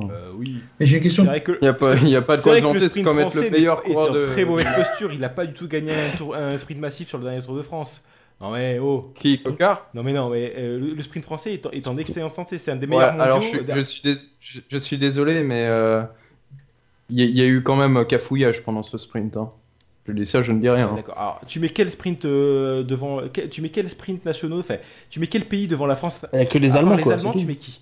Les Italien. Italiens qui Le Italiens sprint sont au même niveau. Ils ont Viviani et puis ils ont Nizzolo qui fait Oh, plus non. rien, ils ont Modolo qui fait Modolo. plus rien, ils ont Guardini qui fait plus rien. Enfin, le sprint italien se repose sur Viviani. La France, on a Desmar, on a Bouhanni et on a effectivement un Coquard qui reste sur une très mauvaise saison, mais qui reste quand même un bon sprinter. On a Rudy Barbier. Oui, bon, Barbier, bon, Oui, bon, ouais. c'est un peu. On a Marc Sarron. Ah, Marc Sarro, par contre, ça, c'est. Non, mais voilà. Non, mais ça va. Moi, j'en je attends rigole. beaucoup, moi. Ils sont bien, nos Marc jeunes. Sarro. Bon, très bien. On a Lorenzo Mandine, surtout. Le Ouais, copain ouais. de Carrefour de l'Arbre. Du coup, Mais c'est bien. du coup. Bon, on s'est un peu éloigné du sujet, mais bon. Pour ce qui On va est de couper Vital ça. Concept, revenons donc. Revenons au sujet central, à savoir, est-ce que c'est une bonne décision, est-ce que c'est une décision logique? Lucas, entendu, t'as dit que t'étais d'accord. Alex, Cyril, je voudrais vous écouter sur le même sujet, rapidement. Si vous êtes d'accord, on passe. Ouais, voilà. Hein. Ben, franchement, je m'attendais pas à ce qu'il soit sélectionné par ça. À part Cocard, il y a. Il y a personne. Et puis surtout, Cocard après la saison dernière. Encore s'il avait, Ouais, fait- enfin. s'il avait gagné ou quoi, peut-être qu'ils auraient pu mettre le doute à ASO, mais là, ça rentre pas dans leur philosophie de prendre une équipe toute nouvelle sur le tour. Et en plus, avec la tête d'affiche, entre guillemets, qui sort d'une saison blanche, Non, mais je vois pas comment il aurait pu 5 prendre. victoires, hein, c'est Ouais, pas complètement pareil. blanc. Ouais, Mais enfin, bon, c'est sur quelle course en même temps? Il est clair, quoi. Non, mais s'il y a que le Tour de Entre France qui compte, Warren faut le dire. Barguil qui gagne 2 étapes au Tour de France, qui ramène le maillot à poids, et Brian Cocard qui gagne sur l'étoile de Bessèges. Bon, voilà. Non, mais à quel moment la comparaison se fait entre Cocard et Barguil? Comme je vous le disais. Mais après, il y a Boigny. Bah, en termes de leader, tout Non. simplement, parce que Barguil était le leader chez Fortunéo et Cocard était le leader chez Vital Concept. Non, mais Moi, tu vois, j'avais plus de doutes avec Cofidis parce que Boigny, ça fait plusieurs années qu'il lui laisse sa chance et qu'il n'arrive pas à la saisir par de la malchance ou par autre chose, mais c'était plus là que je doutais en fait, surtout Mais que Cofidis, ça reste bon, une, Montagne, ça reste ils une sont un équipe peu- historique. Ça, et je pense qu'ils la verront jamais tant que ça restera une Conti Pro compétitive. je sais, et puis Boigny mérite toujours de faire le tour, mais c'était plus sur eux que j'hésitais que sur la Wanty personnellement. Après, oui, c'est vrai que Wanty, Groupe Weber, bon, c'est pas... leur effectif, c'est pas foufou non plus. Mais bon. Ah, Ils ont des coureurs qui gagnent en World Tour, donc. ils ont des coureurs qui gagnent au World Tour. Ouais. Qui gagne au World Tour chez. Attendez. Qui gagne au World Tour chez Non, Wanty? non, l'an passé, il n'y a personne. Hein. Ah, l'an passé, il y a personne. Non, y a personne. C'est bizarre. Donc merci. Ah, bah voilà, bon bah. Bon, voilà. Bah, enfin, Il me semble bien que Van Kersbull qui n'avait pas gagné il a quelque gagné chose. de sa main. Tu- Il avait gagné le Grand Prix Voilà. sa main. Qui est effectivement Enfin, au World sa Tour main, depuis, c'est pas- merde. depuis jamais. Ouais, non. Non, mais effectivement, je pense qu'on est à peu près tous d'accord pour dire que la décision est logique parce que Vital Concept est une équipe nouvellement créée, donc c'est logique qu'ils n'aient pas accès à une World Tour sur le Tour de France dès cette année. Mais voilà. Bah, s'ils prouvent qu'ils font des résultats, ils y seront l'année prochaine, hein, c'est sûr. Ah, bah, je pense que l'année prochaine, il n'y aura pas photo, je pense, entre eux et Wanty, à moins que Wanty nous sorte le Tour de France où ils gagnent 2 étapes, où ils font la même Volta que les Lotto l'année dernière, en gagnant 3 étapes sur des baroudeurs, mais sinon, je pense qu'il n'y aura pas photo. Si Cocard fait une meilleure saison que l'année dernière, ce qui est quand même fort probable, parce que Cocard, c'est quand même un instant de parcours l'année dernière, je pense que l'année prochaine, par contre, il y aura pas trop photo pour les wildcards, mais bon. Enfin bon, je pense qu'on a fait à peu près le tour. Très rapidement, on va conclure le podcast sur un dernier petit sujet d'actualité. Un truc qu'on n'a pas souvent abordé sur le podcast, c'est savoir un petit peu le dopage. C'est le CAFROOM. Bon, voilà, on va pas non plus, je pense, en faire un long discours parce qu'il n'y a pas énormément de choses à dire. L'affaire est toujours en cours. On n'a pas encore le dénouement. On a juste un petit peu les faits, à savoir Froome contrôlé positif au. Alors, c'est quoi, le salbutamol, c'est ça? Alors, c'est pas contrôlé positif, c'est contrôle un anormal. contrôle anormal. Exactement. Ouais, C'est avec un taux de. Alors, c'est bien du salbutamol, je me suis pas trompé au niveau du produit. c'est Voilà. ça. Qui était. C'est sur la 18e étape de la Volta, Voilà, non avec un taux aux alentours de 2000 mg, alors que le taux autorisé maximum est de 1000, donc 2 fois la norme autorisée. Donc voilà, contrôleur normal. C'est un cas qui rappelle beaucoup celui de Ulissi et même de Yates. Alors c'est lequel des Yates?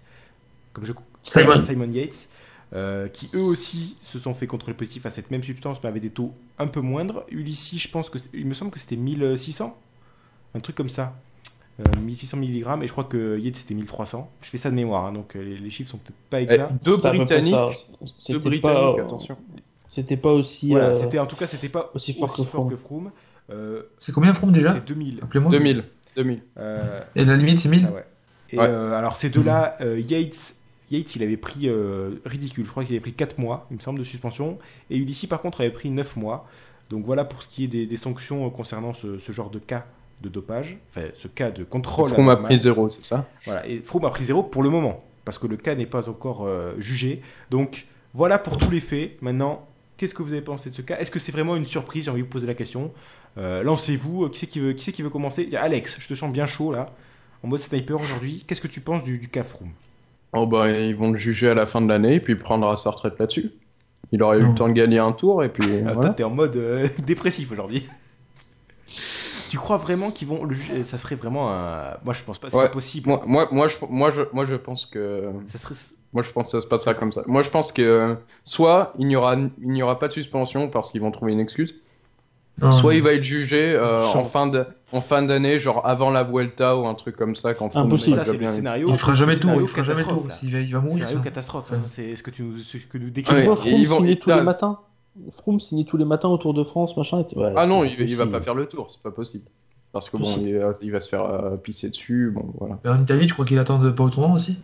Partout. Moins en hein. Italie, je pense quand même. Hein. Ouais, Mais bon, surtout, moi, en surtout Italie, le. c'est ça. s'il est face à Nibali, ils vont l'attendre. ouais. Bon, en tout cas, Alex, c'est le cas vraiment catastrophe là. C'est vraiment le scénario. Mais c'est le cas extrême. C'est le cas où Mais je le pense- cyclisme perd et l'UCI perd toute crédibilité. Fait tout le peu de crédibilité qu'il avait encore. Mais bon, ok. Voilà. Cyril, est-ce que tu as un avis un peu plus positif sur potentiellement le dénouement du cas Froome, mais ton avis dessus? Et déjà, je pense que Sky va faire traîner, mais que l'UCI, justement, si après, c'est dans le cas où ils veulent avoir une certaine. Enfin, ils veulent garder la face, quoi. Je pense que eux, ils vont essayer de boucler ça assez vite. Et par rapport aux doses qui sont quand même très importantes, même si Sky tente de trouver des excuses, d'ailleurs, tous les jours, ça en a une nouvelle, c'est-à-dire à tel point c'est quasiment plaidé coupable à ce niveau-là, je trouve. Hein. Quand tous les jours, tu trouves une nouvelle excuse. Ouais. Chaque jour, ils disaient un jour, c'est parce qu'il était déshydraté, l'autre jour, c'est parce que son rein marchait pas. Mais putain, mais pitié, quoi. Donc, pour moi, Ouais, Moi, j'attends l'excuse de la bière encore. Hein. Ça va venir. Hein. pour moi, ça, c'est un aveu de culpabilité. Alors, moi, je pense, enfin, moi, c'est mon pronostic, qu'il va prendre peut-être un an. Avec sursis. À partir du jour du contrôle. Ça serait cher payé. Enfin, non, pas cher payé, ça serait payé Ça un serait- prix Ça serait certain. dans la même, en plus dans la même veine que ce qu'avait pris Ulissi, qui avait pris pour un dosage un peu moins, mais il avait pris 9 mois. Et d'ailleurs, depuis Ulissi, je crois que la réglementation concernant les suspensions a été durcie. Donc logiquement, ça serait logique qu'ils prennent un peu plus que Ulissi qui avait pris 9 mois. Donc logique, un an, ça Ce serait serait bon. totalement illogique qu'ils prennent moins. Un an avec rétroactivité, c'est-à-dire qu'en gros, il peut faire aucun des 3 grands tours. Mm. Mais il peut revenir pour le championnat du monde, je pense. Ouais, c'est pas non plus, ouais. Parce que c'est assez compliqué, réaliste, ça. je pense. Pourquoi pas. Lucas, ton avis sur la question? Moi, je suis pas dans le secret de l'instruction, donc je sais pas exactement combien il va prendre, ni quand ça va être jugé, etc. Mais moi, il y a une chose qui me casse les couilles, c'est l'attitude de Froome, en fait. C'est-à-dire que le mec, on lui dit, bon, bah, t'as un contrôle anormal, il l'apprend, il va à la présentation du Tour de France, il va faire ses critériums au Japon, en Chine, où vous voulez. Il traîne avec le maillot jaune, comme si de rien n'était, en se disant, de toute façon, ça va jamais sortir, vu que l'UCI, elle est pas obligée de le dire. C'est pas faux. Le mec, il se dit, je suis tranquille, heureusement qu'il y a Le Monde et The Guardian qui ont un peu mené l'enquête et qui ont appris déjà qu'il y avait eu un contrôle anormal. Ça, je pense que ça l'a bien mis dans la merde. Depuis, il nous fait une communication à base de tout va bien. Sur Twitter, et son fils et sa femme, etc. Enfin, je veux dire, je suis juste asthmatique. Je veux dire, mais assume un bon coup. Tu dis, bah ouais, on s'est trompé dans la dose. J'assumerai les conséquences. Ça remet pas en cause. À la limite, tu peux dire que ça remet pas en cause toute ma carrière. Je dirais, bah non, ça remet pas en cause toute ta carrière. Mais assume et tu prends la sanction qui est méritée, quoi. Au lieu d'essayer de trouver une excuse, non, je suis insuffisant, hépato-rénal, je sais pas trop quoi. J'ai 15 scientifiques, on a découvert un truc dans le monde, ça arrive. Enfin, une avancée scientifique sur un contrôle anormal de Froome, enfin, qui va gober ça? Enfin, je sais pas. Personne. Et donc moi, ça me saoule. En fait, c'est l'attitude de Froome qui me saoule plus que le contrôle, qui au final, c'est déjà arrivé à Ulysse. C'est surtout la com de Sky, j'ai l'impression, quand même. Et j'ai l'impression que Sky est même plus solidaire avec Froome, en fait. J'ai l'impression que c'est vraiment le clan Froome avec ses avocats, ses scientifiques, et sa femme aussi. J'ai lu dans l'article de l'équipe qui est sorti il y a 2-3 jours, là, que sa femme, elle prenait ça à cœur de le défendre comme il fallait, etc. Et bon, la Sky, elle dit rien, elle laisse faire. Mais au bout d'un moment, ça va leur tomber sur la gueule à lui et à la Sky. Et là, ce jour-là, ça risque de faire mal. Alors, Vas-y. et juste pour terminer, si jamais... imaginons que son excuse soit vraie, en tout cas qu'elle fonctionne aux yeux des juges. Mais là, quelle excuse? Que je sais pas, que c'est son corps qui a laissé trop de salbutamol, ça n'a pas fonctionné correctement. Je suis pas scientifique, je peux pas m'avancer dans ce que lui a dit. Mais si jamais c'est ça et qu'au final ils lui disent bon, ok, bah, ça peut arriver. Finalement, on te suspend, genre même que 2 mois ou etc. Mais je m'en remets pas, quoi. C'est-à-dire que le mec, Non mais, eh ben, il s'en sort. non mais, Voilà. Bah, il va Quoi s'en qu'il sortir, arrive, mais non, sa mais- réputation Non, sera non, foutue, Je pense quoi. qu'il va prendre plus de 6 mois. Il remet pas les pieds en même si France. s'en après sort ça. juridiquement, son image est égratignée de façon définitive. Mais moi, ce qui me surprend le plus, c'est que les gens soient surpris par le contrôle. Parce que moi, à quel moment... Moi, ça me surprend. Non mais, non mais, T'es un fou, Ouais, c'est moi, petit. pareil. moi j'ai jamais, non mais moi justement, moi Froome, quand les gens disaient oui, il est chargé comme une mule, un truc de fou. Moi je Mais disais non les gars, on le sait depuis des années maintenant que cette pratique existe. Le dopage lourd, c'est terminé. Ce qu'on a à faire là, c'est pas du dopage lourd, c'est des gens. Et on le sait depuis des années que Sky fait ça. On le sait depuis 2012, depuis que Wiggins a eu son AUT. On le sait depuis un moment que, d'ailleurs, Sky n'est pas la seule équipe sans doute à le faire, que c'est des mecs qui ne font plus de dopage lourd, mais qui jouent avec les règles. Savoir que on a des médecins qui disent que nos coureurs sont asthmatiques, alors que c'est pas forcément le cas, ce qui leur permet de prendre des traitements thérapeutiques qui ont des effets très limité sur les performances, mais qui ont quand même des effets, donc ça reste du dopage. Il n'y a pas de niveau en termes de ça c'est du dopage, ça c'est moyennement du dopage. Ça reste du dopage, mais ça reste un dopage qui est moins lourd qu'avant, et ça reste un dopage que, à mon avis, à quel moment vous avez été surpris par le fait que Sky a utilisé du produit... Non, là, non. à quel moment vous êtes surpris par ça? Pas été surpris. Parce que Moi, je suis surpris parce c'est une que. pratique surpris. qu'on connaît, qui est connue depuis longtemps, que les AUT sont délivrés de façon complètement abusive et que les coureurs utilisent ces produits qui sont autorisés, même si ça reste des produits dopants. On le sait que la Sky fait ça, on le sait que Froome le fait. On se doute que Froome et que ses équipiers le font et que d'autres équipes dans le mais peloton justement. le font. Mais moi, c'est le seul truc qui m'a surpris, c'est que ce soit Froome qui soit fait pécho, parce que clairement... C'est ça, qu'il se soit foiré. C'est clairement Que un ce soit foirage foiré. au niveau des dosages. C'est un truc, Oui, c'est ça c'est qui un m'a truc qui surpris. a moi. lieu depuis des années dans le peloton et que les mecs savent faire. C'est-à-dire que c'est... Voilà, on file du traitement anti-asthmatique sur les coureurs pour avoir un petit bonus en termes de VO2 max. Et c'est un truc qui est presque toléré, c'est un truc qui est légal. C'est du dopage légal. Et là, les mecs se sont plantés en termes de dosage et ça leur explose à la tronche. Et moi, je trouve ça hallucinant qu'avec l'armada scientifique, la rigueur Oui, de voilà, Sky, c'est ça qui est surprenant. ça explose sur... Il pète Voilà, que ça le. explose une fois chez Sky, alors ça a déjà explosé sur les autres équipes avec Ulissi et avec Yates, voilà, c'est ça qui me fait dire qu'il y a d'autres équipes qui le font, ce genre de conneries aussi, mais moi ce qui m'interroge c'est que ce soit chez Sky que ça explose, et surtout chez Froome, quoi, le mec le plus surveillé du peloton, le plus surveillé de leur équipe, qu'ils arrivent à se baiser sur ce mec-là, quoi. Mais quelle faute Il professionnelle. faut rappeler le contexte aussi, c'est l'étape... Aussi, ouais. l'étape de la veille au Matchoukos, je crois, où il perd plus d'une minute. Et à mon avis, il a fait enfin, il était pas bien du tout le soir. Je veux même pas savoir ce qui s'est passé la nuit, etc. Et ils Et puis lui ont whisky. donné beaucoup trop C'est ça. de C'est les mecs. de Ventolin, les mecs quoi. sont plantés, quoi. Mais Et ils sont Moi, plantés. Et c'est là où il a tout faux, parce qu'il aurait dû quitter la course, parce que s'il est malade, ben, on quitte la course. Et il aurait dû assumer quand il y a eu le Non, mais- contrôle. Même limite prendre les devants, dire bah Lucie il veut pas le dire, mais bon moi j'ai été pris. Faut être couillu, hein. Je dis pas que moi dans sa situation je le ferais, mais pour son image et pour la suite de l'instruction, ça aurait été mais tellement plus simple. mais ouais, mais On se serait dit bon bah ils sont foirés, bah ok. comme je vous Bah, le dis, moi, il c'est a pas su. le contrôle ne me surprend pas. Ce qui me surprend, c'est que ce soit Froome qui soit affecté par ce contrôle. Parce que ce genre de contrôle, c'est forcé. Vu les pratiques actuelles, c'est le truc à la mode, les AUT. Donc c'est forcé que ce genre de contrôle anormal, donc pas positif, mais anormal, il y en a qui vont tomber. Il y en a qui sont déjà tombés, comme on l'a dit. Yates, Ulissi, et même Petaki. Petaki, il me semble aussi, pour le même genre de truc. Ouais, il y a plusieurs Voilà, c'est années. plusieurs Ouais. années, mais c'est pour le même genre de truc. On le sait que ce genre de pratique a lieu, on le sait que ce genre de flirt avec la ligne rouge a lieu depuis quelques années, depuis que maintenant le cyclisme est tellement surveillé que le dopage lourd a du mal à passer. On le sait que ce genre de pratique a lieu. Et moi, le seul truc qui me surprend, c'est pas ce genre de pratique, c'est pas ce genre de contrôle anormal.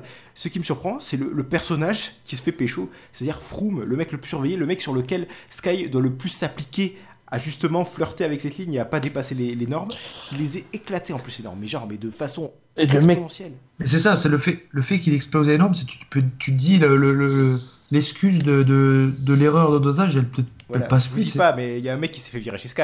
Il y a un des médecins qui est au chômage là. C'est obligé. C'est Ben, on se demande si c'est pas volontaire à ce niveau-là, si c'est pas volontaire et si parce qu'en plus avec le Lucie qui veut pas faire sortir le contrôle, là franchement, Un complot moi je voulais complot, je voulais pas y croire au début, mais au début je voulais pas y Non. croire, mais le truc de Lucie qui couvre la Sky, c'est quand même bizarre le truc. Ils veulent pas faire sortir. Il y en a, C'est ils pas- les c'est sortent pas comme Lucie ça. qui couvre la c'est Sky. pas dans C'est les que, lois, en hein. fait c'est pas non. Sky a la loi avec. On se croit au tennis. Sky a la loi avec lui. C'est-à-dire que Lucie n'a pas à révéler ce genre de choses de point de vue purement juridique. Effectivement, c'est un truc assez chelou. On va pas se mentir. Mais techniquement, le contrôle aurait pu ne pas être révélé au public et ça aurait été tout à fait légal. Voilà, heureusement qu'il y a des journalistes qui font le truc. Il faudrait quand même changer un petit peu ça parce que quand il y a des contrôles positifs, je pense que le grand public a le droit de savoir, a besoin de savoir. Mais Surtout quand c'est voilà, Froome. surtout bon, que ce soit Froome ou un autre, c'est peu importe. Le fait que Lucie n'ait Bah, pas ouais. révélé l'identité d'un coureur qui se fait contrôler anormalement, c'est quand même ultra chelou ça. Il faut quand même que la loi change à ce niveau-là. Surtout pour un sport comme le vélo qui a besoin d'être ultra transparent vu son passif. C'est un peu n'importe quoi, mais bon. Non, ce qui est chelou, c'est Brian Cookson, l'ancien président de l'UCI, qui a appris donc le contrôle, parce que c'était encore lui. Et je crois qu'il lègue juste le lendemain à David Lapartien sa présidence. Dérateur Et, avec ça. Putain, mais j'avoue, ouais, les mecs. Ça, c'est la, Et non, la mais il solidarité refile du la production, Commonwealth. ça. Et 10 jours après, il fait une interview pour dire oui, la Sky devrait un peu mieux se comporter, avoir une meilleure image. Mais tu sais, sur sa tête, à aucun moment tu peux lire que Froome il a un problème. Il dit limite tout de l'envers, genre la Sky il faut la respecter, etc.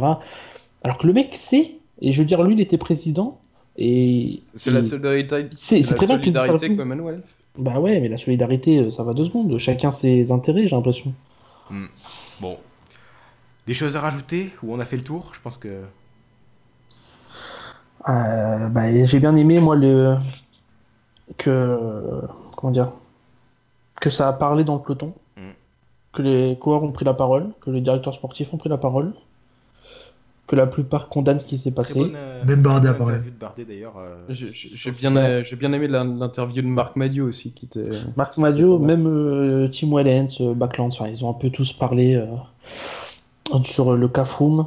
Là, par contre, aujourd'hui, j'ai vu Gianni Bugno, je sais pas si vous avez lu, mais c'est assez incroyable ce qu'il a dit. Enfin, en même temps, Dans la même interview, il arrive à dire que Froome est innocent et qu'il va falloir qu'il arrive à prouver son innocence. Donc, ouais, ça, c'est pourquoi pas. c'est pas la même génération, Bugno. aussi. Ouais, non, mais voilà, enfin, je veux dire, il y a encore des mecs qui le défendent, quoi. Enfin, Bah, disons qu'en fait, il n'y a plus d'omerta. Quand il y a un contrôle positif, tout le monde fermait sa gueule avant. Oh là là, pourvu que ça ne tombe pas sur le coin du nez, parce qu'il y a quand même une... Voilà, c'est plutôt ça qui était la mentalité avant. Maintenant, c'est beaucoup plus ouvert. On voit qu'il y a quand même une évolution au niveau des mentalités, et ça fait plaisir. et en même temps, ce qui est drôle, c'est que si ça avait été un autre coureur, eh ben, tu peux être sûr que Froome aurait pris la parole en disant la même chose qu'un Bardet. aucun autre, quoi, parce que c'était le premier à dire je dis non au dopage, etc. Enfin, on commence à se faire avoir un petit peu. On l'a vu combien de fois Froome répondre à Gérard Roll. Dans sa tête, c'est pas du dopage parce que c'est pas fait, parce que légalement, c'est pas du dopage. C'est fait, voilà. C'est pas un ce qu'on contrôle appelle, c'est un contrôle anormal c'est- parce que c'est une substance qui est autorisée parce qu'il a des AUT, qu'il a juste surdosé. Techniquement, cette pratique était légale quand il la faisait, quand il avait encadré par ses médecins qui lui faisaient pas dépasser les doses. C'était une pratique légale. C'est pour ça que je vous dis le dopage a changé. On n'est plus dans du dopage lourd, on est vraiment dans du dopage où on flirte avec la limite. Et tant qu'on la dépasse pas, on peut faire. Tant que c'est légalement pas au-dessus de la limite, c'est bon. Les gars, même si c'est pas d'un point de vue éthique, si c'est pas bon, même si d'un point de vue légal ça l'est, les mecs, il y a des équipes qui le font. Mais voilà, et là, malheureusement pour Froome, voilà, il a pris le flacon de droite au lieu du flacon de gauche. Et...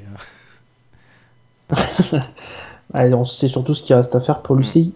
Non, mais là, là, c'est vraiment, ça fait des années que des coureurs dans le peloton réclament une transparence au niveau des AUT et que le UCI ne fait rien.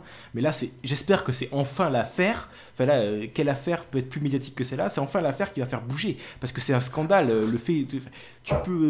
Les mecs peuvent se faire délivrer des AUT comme ils veulent. C'est une espèce, il faut arrêter ça. Il faut que ce soit des médecins de l'UCI qui délivrent ce genre de merde, pas les médecins des équipes. Voilà.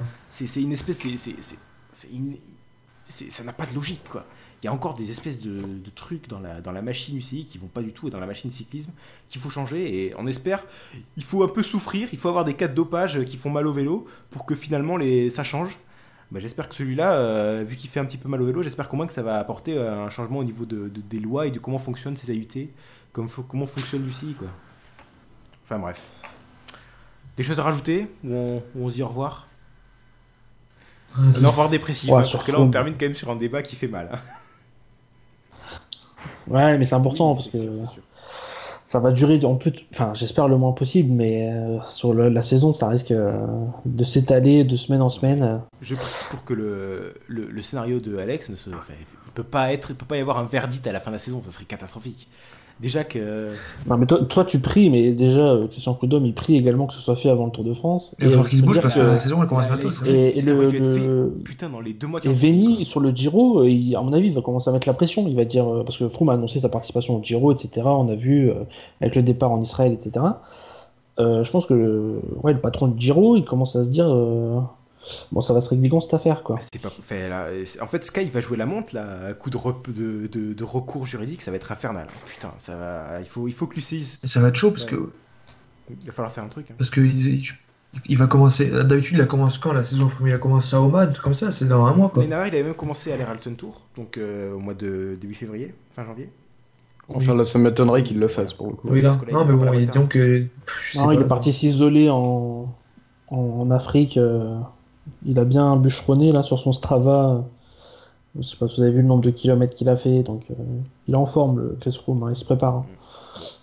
Il est pas en train de se dire ma saison elle est foutue, quoi. Affaire à suivre, du coup. Voilà, on reste aux nouvelles. On espère que l'UCI se bougera les fesses et que la Sky jouera pas trop la montre. Enfin bon. Il va y avoir des bons cliffhangers. Ça. C'est bien. Du coup, c'est le temps de se dire au revoir. C'est le temps du mot de la fin, le traditionnel mot de la fin. Alors, oh là là.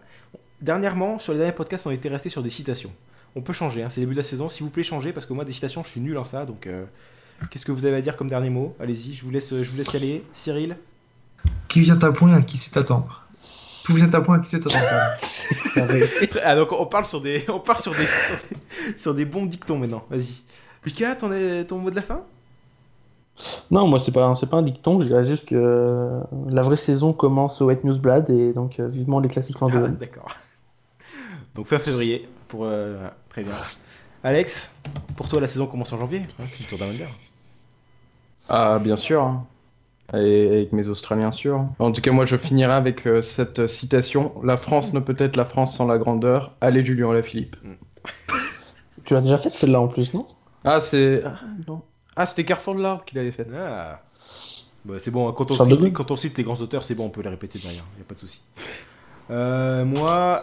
Moi j'ai mon mot de la fin qui n'a absolument rien d'un dicton ou d'une super citation. C'est qu'en fait, petite nouveauté pour Chasse Patate. Alors, ça risque d'entrer en vigueur, non, peut-être pas pour cet épisode, mais pour le suivant. C'est-à-dire qu'on risque de faire notre retour sur iTunes, si tout se passe bien, grâce à notre magnifique ABZ, qui nous a mis un petit truc technique en place pour que, pourquoi pas, on fasse notre retour. Jusqu'à présent, on était sur YouTube. On n'était plus sur iTunes parce que ça coûte du pognon de faire héberger le podcast. Mais là, visiblement, il y a une solution gratuite. Donc, potentiellement, un retour de Chasse Patate sur iTunes. Donc, restez à l'affût. On vous communiquera si jamais ça se fait. Logiquement, ça devrait bien se passer. Donc, voilà. Cet épisode, normalement, il sera sur YouTube. Puis après, il arrivera sur iTunes. Je pense qu'il y aura un petit délai parce que le truc n'est pas tout à fait en place. Mais donc, à venir, une nouvelle méthode un retour de iTunes comme méthode de diffusion de Chasse Patate. Donc voilà, vous pourrez écouter Chasse Patate sur vos iPods, sur vos iPhones, sur tous vos téléphones. Sur les iPods. Désolé, moi j'ai encore un iPod, désolé, je suis un vieux, j'ai un Sur iPod. vos Walkman, etc. Bref. Lecteur MP3, etc. Voilà, exactement. Comment ça s'appelle le Zoom? On peut le sortir en cassette Comment aussi. il s'appelle le En truc VHS. MP3 qui s'est complètement fail là, qui a voulu concurrencer Apple, là, c'était les Zooms, c'est ça? Le truc de Microsoft là, toute dégueulasse là. Je crois que je connais pas du tout. Vous aussi nous suivre sur ça, donc allez-y. Sur ce, Chasse Patate, bientôt sur tous Excuse-moi, les tous vos supports. supports, voilà, VHS et tout, on sort tout. Allez, ciao à tout le monde et à dans peut-être deux mois pour le début de la saison des Newsblad et tout. On fera un petit bilan du début de saison. Normalement, c'est Oui, par Si émission. on fait pas de bilan du Tour Down Under. ça va être un peu short. C'est très la déception. Un peu short quand même. Je pense. L'année dernière, on avait fait Bon, un Support bilan va gagner. fin février, avant le début de Paris-Nice, etc. Je pense que ça sera la bonne période.